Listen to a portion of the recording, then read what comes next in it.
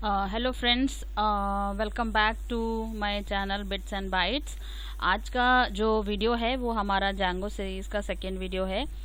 Last video में मैंने बताया था आपको कि हम कैसे इंस्टॉल कर सकते हैं। आज की वीडियो में हम एक छोटा सा प्रोजेक्ट बनाएंगे जो बहुत सिंपल है। यानी आप एक नॉर्मल एप्लीकेशन क्रिएट करेंगे और उस एप्लीकेशन में हम simply my first web page को प्रिंट करेंगे।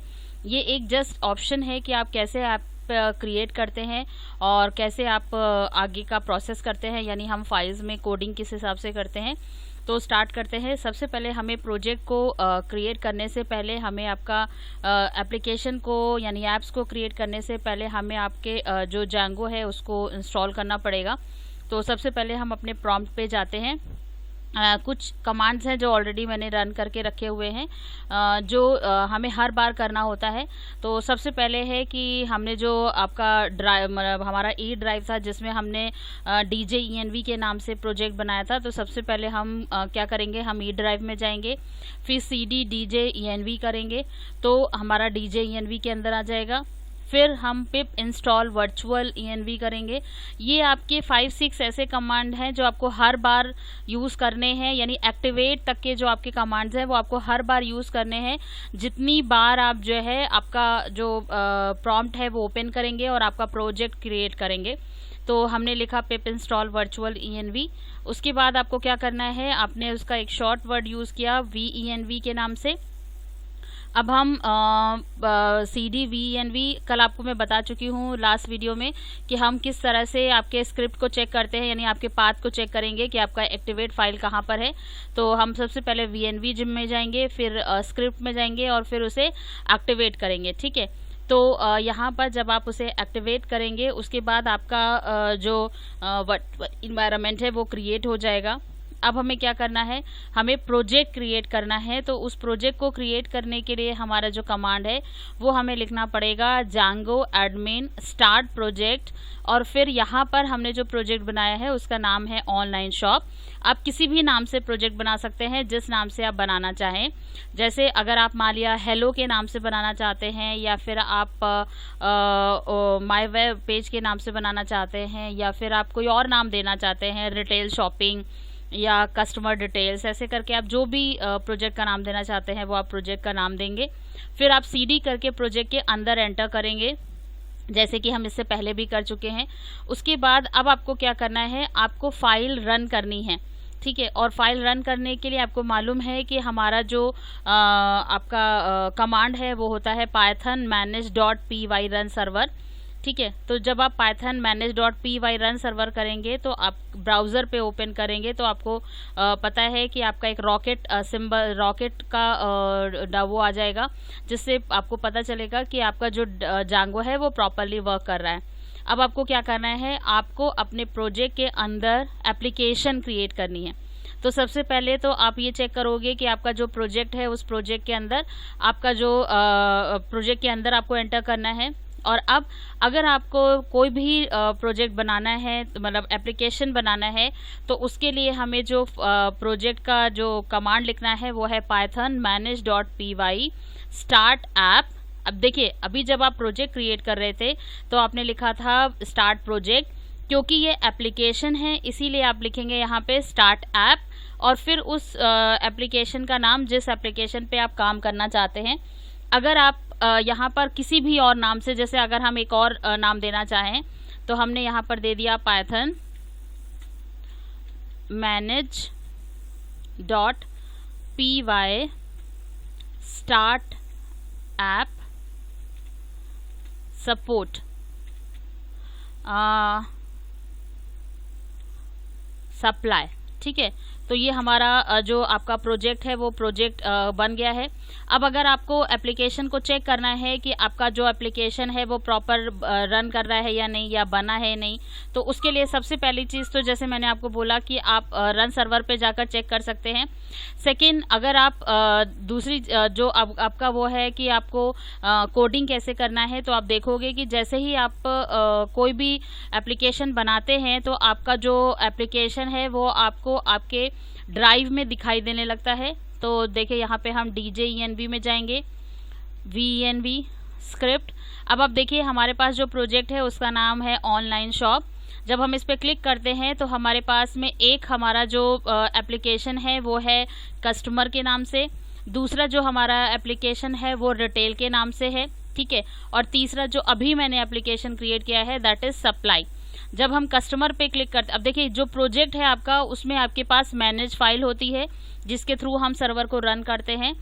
अब हमारे अगर हम देखें तो हमारे कस्टमर में भी कुछ फाइल्स हैं जो आप यहाँ पर क्रिएट करते हैं। इसी तरीके से जितनी भी एप्लीकेशंस आप बनाएंगे उन सारे एप्लीकेशंस में आपको कुछ फाइल्स मिलेंगी जिन फाइल्स के ऊपर आपको वर्क करना रहता है। अब इन जो फाइल्स हमें मिलती हैं उन फाइल्स में से दो फाइल्स हैं जिन पे हम जनरली वर्क करते हैं, एक एडमिन फाइल और एक व्यू फाइल, ठीक है। बट क्योंकि आज का जो एप्लीकेशन हम क्रिएट कर रहे हैं उसमें सिंपल हम प्रिंटिंग कर रहे हैं, यानी हमारा जो ऑप्शन है यानी जो टेक्स्ट है वो सिंपल प्रिंट हो जाएगा हमारे होम पेज पर। तो इस वजह से हम एक फाइल का इस्तेमाल करते हैं विच इज़ व्यू, ठीक है। एडमिन का या और अदर फाइल्स का हम इस्तेमाल नहीं करते। तो सबसे पहले हम क्या करते हैं, हम पाईचार्म जाते हैं। पाईचार्म पे आपको मालूम है कि आपका जो टर्मिनल है वो है, यहाँ पर हमने प्रोजेक्ट आप देखिए यहाँ पे ऑनलाइन शॉप आपको दिख रहा है। जब आप इस पर क्लिक करेंगे तो आपको अलग अलग एप्लीकेशंस यानी जो हमने ऐप्स बनाए थे जो कि बेसिकली वेब पेज हैं, उनको अगर आप देखेंगे तो आपके पास में 3 हैं, एक कस्टमर के नाम से, एक रिटेल के नाम से और एक सप्लाई के नाम से।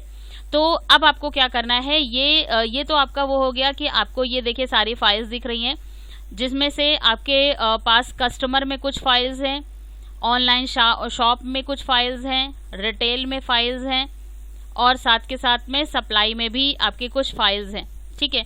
तो ये चीज़ आपको ध्यान रखनी है कि जितने भी एप्लीकेशंस आप क्रिएट करते हैं उन सारे एप्लीकेशंस में डिफ़ॉल्ट फाइल्स क्रिएट होती हैं। तो अभी हमें जिन फाइल्स पे काम करना है वो है हमारी URL फाइल और व्यू फाइल, ठीक है। इन 2 फाइल्स पे हमें काम करना है। आप देखोगे क्योंकि अभी जो हमारा कस्टमर है उसमें हम URL पे यानी हम कोडिंग कर चुके हैं, तो इस वजह से यहाँ पर आप देखिए URL फाइल आपको दिख रही है। जबकि जब आप कोई भी एप्लीकेशन क्रिएट करते हैं, जैसे आपने देखिए यहाँ पर सप्लाई को क्रिएट किया, तो जब हम सप्लाई को क्रिएट करते हैं तो आप देखेंगे कि यहाँ पर हमें URL फाइल नहीं मिल रही है। तो हमें क्या करना पड़ेगा, हमें URL फाइल को यहाँ पर मेंशन करना पड़ेगा, मतलब क्रिएट करना पड़ेगा। अब URL फाइल की ज़रूरत क्या होती है, आपको पता है कि किसी भी वेब पेज को ओपन करने के लिए आपको URL की ज़रूरत पड़ती है। अगर आपको किसी भी वेब पेज को ओपन करना है तो उसका अपना एक URL होता है और उसी URL के बेसिस पे आप उसे ओपन करते हैं। अगर आपके पेज का URL आप डिफाइन नहीं करेंगे तो आप उसे ओपन नहीं करके देख सकते हैं, ठीक है। तो इस वजह से हमें जो हमारा ऐप है उसमें हमें URL फाइल की ज़रूरत है। तो आपको सिंपली क्या करना है, आपको आपके एप्लीकेशन पे राइट क्लिक करना है। जब आप राइट क्लिक करेंगे तो वहाँ पर आपका ऑप्शन आ जाएगा न्यू का। न्यू में जाएंगे तो यहाँ पर आपका ऑप्शन आएगा पाइथन फाइल का।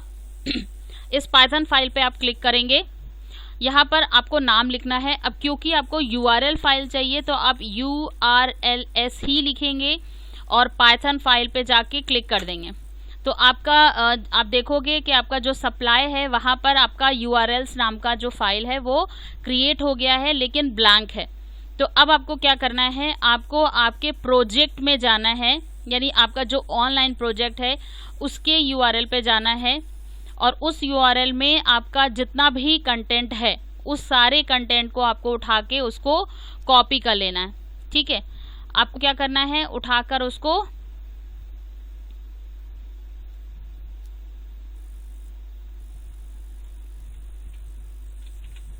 कॉपी करना है, कहाँ पर, सप्लाई में। जो सप्लाई URLs है उसके अंदर जाकर आपको पेस्ट कर देना है, ठीक है। ये आपने पेस्ट कर दिया। अब क्या हो गया कि आपका जो URL है वो आपका पेस्ट हो गया। तो अब हमें सबसे पहले क्या करना है, सबसे पहले हमें जाना है अपने जो आपका प्रोजेक्ट है उस प्रोजेक्ट के जो एप्लीकेशन के URL है उस URL में हमने सबसे पहले क्या किया, उसको वहाँ से कॉपी किया और कॉपी करके हमने उसे पेस्ट कर दिया, ठीक है। ये हमारा हो गया पहला काम। अब हमें क्या करना है, हमें आपकी जो फाइल है, यानी हमारा जो आपकी सप्लाई की जो URL फाइल है, उस URL फाइल में जाना है और आपको वहाँ पर पाथ क्रिएट करना है। ठीक है, तो सबसे पहले हमने क्या किया, सप्लाई के URL में गए और यहाँ पर हमें पाथ क्रिएट करना है। तो पाथ क्रिएट करने के लिए आपको सिंपली यहाँ पर मेंशन करना है। ये सेम चीज़ मैं कस्टमर में कर चुकी हूँ, तो मैं आपको कस्टमर से शो कर रही हूँ।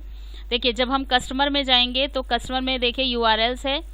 इस URLs में सिंपली वही सारी फाइल्स आपके हैं जो अभी आपने कॉपी किया था। ये देखिए सप्लाई में यहाँ पर दो चीज़ें हैं जो आपको मेंशन करनी है, वो मैं शो आपको दिखा रही हूँ। देखिए, पहला है कि जब आप कॉपी करते हैं आपके ऑनलाइन प्रोजेक्ट का, तो आपके पास में सिर्फ ये पोर्शन लिखा हुआ आता है और आपको अपने पास से क्या लिखना है, आपको एक पाथ ऐड करना है जो कि आपके एप्लीकेशन का पाथ है। वहाँ पर हमें 3 चीज़ें मेंशन करनी है। सबसे पहला जो है, जो सिंगल कोट हमने यहाँ पर लिखा है, आप कह सकते हो कि यहाँ पर हमें 3 पार्टीशंस रखने हैं, 3 सेपरेशंस हैं। तो जो पहला पार्टीशन है वो बेसिकली आपके वेब पेज के एंड पॉइंट को शो करता है। एंड पॉइंट का मतलब होता है कि आप किसी भी, जैसे कि आप देखोगे कि यहाँ पर अगर आपका जो टाइटल है वो है customer/URL, तो अगर हम कस्टमर की बात करेंगे तो कस्टमर आपका एप्लीकेशन है जिसके अंदर आपने URLs को ओपन किया हुआ है। तो देखिए यहाँ पर अगर हम स्लैश, जैसे अगर आप जीमेल की बात करिए या फिर अगर आप किसी और वेबसाइट की बात ओपन करिए, जैसे कि अगर हम फ्लिपकार्ट की बात करें, तो आपने क्या किया, फ्लिपकार्ट पे अगर आपने ओपन किया है तो flipkart.com अगर आपने लिखा है तो आपका जो होम पेज है वो ओपन हो जाएगा। लेकिन अगर आप स्लैश करके कैटेगरीज में जाते हैं, जैसे यहाँ पे /URL है, तो ये एंड पॉइंट को शो करता है। तो अगर आपने सिंगल पॉइंट सिंगल कोड पे अगर आपने ब्लैंक छोड़ा है, इसका मतलब आप होम पेज की बात कर रहे हैं। जैसे कि अभी हम होम पेज की बात कर रहे हैं, इसके आगे हम एंड पॉइंट की भी बात करेंगे। तो हमने पहला वाला जो सिंगल कोट है उसे क्लोज कर दिया, मतलब उसे ब्लैंक छोड़ दिया, स्पेस नहीं देना है आपको। सिंगल कोट मेंशन करेंगे तो वो दोनों साइड के सिंगल कोट्स ओपन और क्लोज बन जाएगा। फिर कॉमा करके आपको दूसरा क्या करना है, आपको उस फंक्शन का नाम लिखना है जिस फंक्शन के थ्रू आप कोडिंग को प्रिंट करना चाहते हैं आपके वेब पेज पे। तो उस फंक्शन का आपको कोई ना कोई नाम रखना होगा। यहाँ पर हमने उसका नाम होम रखा है। आप चाहें तो उसकी जगह कोई भी नाम रख सकते हैं, जैसे कि आप नॉर्मली वेरिएबल्स में जानते हैं कि हम AB, first name, last name, ऐसे करके कोई भी नाम रख सकते हैं। तो यहाँ पर अगर आप चाहें तो आप यहाँ पर फर्स्ट फंक्शन या फर्स्ट भी रख सकते थे। और क्योंकि जो हमारा जो फंक्शन है वो हम व्यू फाइल में बनाते हैं, तो इसीलिए हमें यहाँ पर मेंशन करना पड़ेगा सबसे पहले फाइल का नाम, विच इज़ व्यूज़। हमेशा ये फाइल व्यूज़ ही रहेगी, इसे आप चेंज नहीं कर सकते, क्योंकि आप जो भी कोडिंग को रिप्रेजेंट करना चाहते हैं वो व्यूज़ के थ्रू रिप्रेजेंट होती है। तो सबसे पहले आपने लिखा व्यूज़ डॉट और फिर फंक्शन का नाम। ये आपके ऊपर डिपेंड करता है कि आप क्या नाम रखना चाहते हैं। कॉमा नेम एक ऑप्शनल आपका पार्ट है जिसमें आपको सिर्फ ये शो करना होता है कि आप उस वेब पेज का क्या नाम देना चाहते हैं, यानी उस जो आपका URL है उसका क्या नाम देना चाहते हैं। तो हमने यहाँ पर लिख दिया है होम पेज। ये लाइन आपको यहाँ पर ऐड करनी है, सिर्फ ये लाइन ऐड करनी है।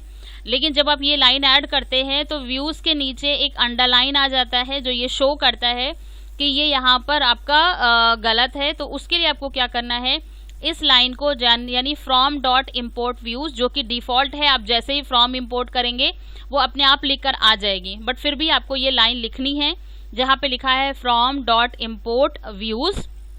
उसके बाद अब क्या हो गया, ये आपका व्यूज़ का काम हो गया, URL का काम आपने URL का काम हो गया। अब आपको क्या करना है, आपको व्यूज़ में जाना है। तो हम कस्टमर के व्यूज़ में जाते हैं। व्यूज़ में आपको फंक्शन डिफाइन करना है। फंक्शन का नाम अभी हमने होम रखा था, तो हमें सिंपली अगर हम लिख रहे हैं तो हम कैसे लिखेंगे, यहाँ पर डेफ होम, यहाँ पे ब्रैकेट साइन, आप इसे क्या करेंगे, इसे ब्लैंक छोड़ सकते हैं जैसे नॉर्मली हम अपने फंक्शंस में करते हैं। अगर हमें कोई भी फंक्शन में अगर पैरामीटर नहीं लेना है तो यहाँ पर हम होम करके उसको ब्लैंक छोड़ते हैं। बट यहाँ पर क्या है कि जब हम वेब पेज की बात करते हैं तो आपको मैंने बताया था कि वेब पेज में आपके पास में दो तरह के फंक्शंस होते हैं HTTP के, एक आपका गेट फंक्शन और एक रिस्पॉन्स फंक्शन। तो अगर आप किसी फंक्शन को रन करना चाहते हैं तो वो आपका क्या हो जाएगा, वो आपका रिक्वेस्ट होगा। तो यहाँ पर हम पैरामीटर की फॉर्म में रिक्वेस्ट को सेंड करते हैं, तो हम यहाँ पे लिखेंगे रिक्वेस्ट और फिर कॉलन साइन, ये आपका नॉर्मल फंक्शन है जैसे हम बनाते हैं। फिर हम यहाँ पे लिखेंगे रिटर्न और उस टेक्स्ट का नाम लिखेंगे जिस टेक्स्ट को हम प्रिंट करना चाहते हैं। उससे पहले क्योंकि अगर हमने रिक्वेस्ट किया है तो रिस्पॉन्स भी होगा, तो उस रिस्पॉन्स के लिए यहाँ पर लिखा होगा HTTP रिस्पॉन्स, ये आपको मेंशन करना है। और क्योंकि आपने HTTP रिस्पॉन्स लिखा है इसीलिए आपको उसको इंक्लूड करना पड़ेगा। तो जैसे आपने जेंगो इंस्टॉल किया है, जेंगो को इंपोर्ट किया था, जेंगो में जैसे कि आपने अभी व्यूज़ को इंपोर्ट किया था, वैसे ही यहाँ पर आपको HTTP रिस्पॉन्स को इंपोर्ट करना पड़ेगा और कंट्रोल S से हम इसे सेव कर देंगे।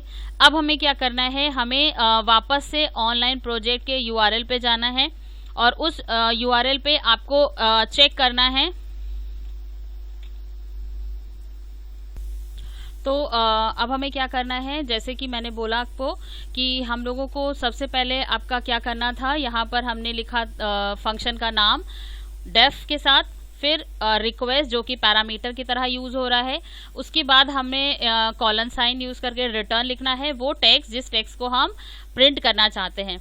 अब हमें क्या करना है, ये हमने URL तो क्रिएट कर दिया, लेकिन हमें ये जो हमारा प्रोजेक्ट है उसे कैसे पता चलेगा कि हमें कौन से URL पे काम करना है या हमने क्या URL दिया हुआ है। तो उसके लिए हमें क्या करना है, प्रोजेक्ट के URL पे जाना है और वहां पर एक फंक्शन ऐड करना है जिस फंक्शन का नाम है इंक्लूड। तो यहाँ पर आपको अगेन जैसे हमने पहले पाथ ऐड किया था वैसे ही हम यहाँ पर लिखेंगे path single quote comma include, और इंक्लूड में उस एप्लीकेशन का नाम लिखेंगे जिस एप्लीकेशन के ऊपर आप काम कर रहे हैं या जिस एप्लीकेशन का आप URL रन करना चाहते हैं। ठीक है, फिर कंट्रोल S कर देंगे। यानी हमें 3 फाइल्स पे हमने काम किया। पहला अपना एप्लीकेशन का URL जहां पर हमने सबसे पहले URL क्रिएट किया, URL फाइल क्रिएट किया, और फिर आपके प्रोजेक्ट के URL का जितना भी कंटेंट था उसको यहाँ पर कॉपी कर लिया। उसके बाद हमने क्या किया, वहाँ पर पाथ फंक्शन ऐड किया। उसके अंदर सबसे पहले हमने आपका जो एंड पॉइंट था उसको अभी हमने ब्लैंक रखा है, यानी हम डायरेक्ट होम पेज की बात कर रहे हैं। फिर हमने व्यूज़ लिखा, व्यूज़ फाइल की हम बात कर रहे हैं जहाँ पे हमने फंक्शन का नाम लिखा होम, फिर नेम, और फिर उसके आगे हमने यहाँ कर दिया होम पेज जो कि हम सिंपली प्रिंट करना चाहते हैं। उसके बाद हम आपके एप्लीकेशन के ही व्यूज़ फाइल पर गए जहाँ पर हमने फंक्शन का नाम लिखा, पैरामीटर में रिक्वेस्ट लिखा और रिटर्न कर रहे हैं, और रिटर्न करने में हमने HTTP रिस्पॉन्स फंक्शन को इस्तेमाल किया और वो प्रॉपरली रन करे इसके लिए हमने उस फाइल को इंपोर्ट कर दिया। थर्ड, प्रोजेक्ट के URL में गए और जो हमारा एप्लीकेशन हमने क्रिएट किया था उसे हमने इंक्लूड कर दिया। ठीक है, ये 3 चीज़ हमें करनी है। अब हमें क्या करना है, हमें अपने प्रोजेक्ट को रन करना है। तो आपको मालूम है कि अगर हमें प्रोजेक्ट को रन करना है तो हमें क्या लिखना पड़ता है, Python / space manage .py run server.